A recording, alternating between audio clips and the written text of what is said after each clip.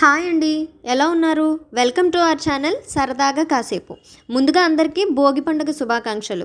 అందరూ భోగి మంటలు వేసుకొని అందులో భోగి పిడకలు వేసి, చిన్నపిల్లలుంటే భోగి పళ్ళు, వంటలు, చుట్టాలు ఇలా చాలా బిజీగా ఉండుంటారు కదా. నేను కూడా అంతే అండి. మా ఇంటి భోగి సందడి విశేషాలు మీతో ఈ వీడియో ద్వారా షేర్ చేసుకుంటాను.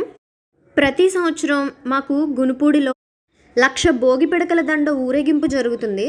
ఇది కాళీ రంగారావు గారి ఇంటి నుంచి గునుపూడిలోని రాధాకృష్ణ మందిరం వరకు జరుగుతుంది.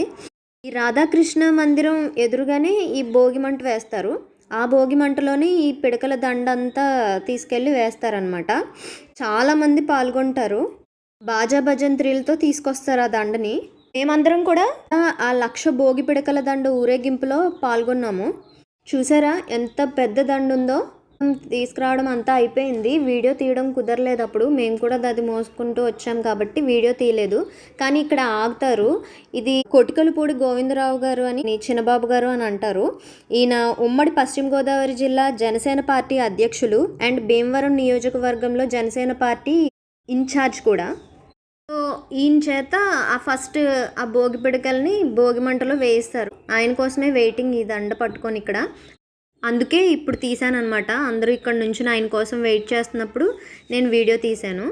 ఈ రాధాకృష్ణ టెంపుల్ మా ఇంటికి చాలా దగ్గరలో ఉంటుందండి. మా ఇల్లు ఉండే వీధికి స్టార్టింగ్లో ఉంటుంది గుడి. సో ఇదంతా కూడా మా ఇంటికి దగ్గరలోనే జరుగుతుంది. ప్రతి సంవత్సరం చాలా ఇష్టంగా ఎదురు చూస్తాను నేను ముందు రోజు నుంచి కూడా. ఈ భోగి పిడకల ఊరేగింపు, భోగి మంటలు చాలా బాగా జరిగాయి. ఇలా 1,00,000 పిడకలతో వేసిన భోగి మంటతో మా సంక్రాంతి సందడైతే స్టార్ట్ అయిపోయిందండి. ఆ వీడియోని మీరు కూడా చూసేయండి.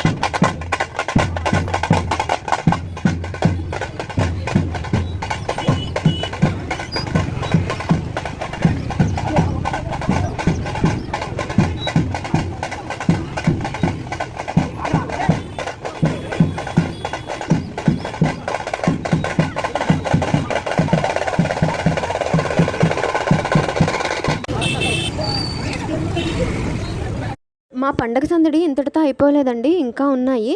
ఆ విశేషాలు మరో వీడియోలో చూపిస్తాను. అంతవరకు బాయ్ అండ్ టేక్ కేర్.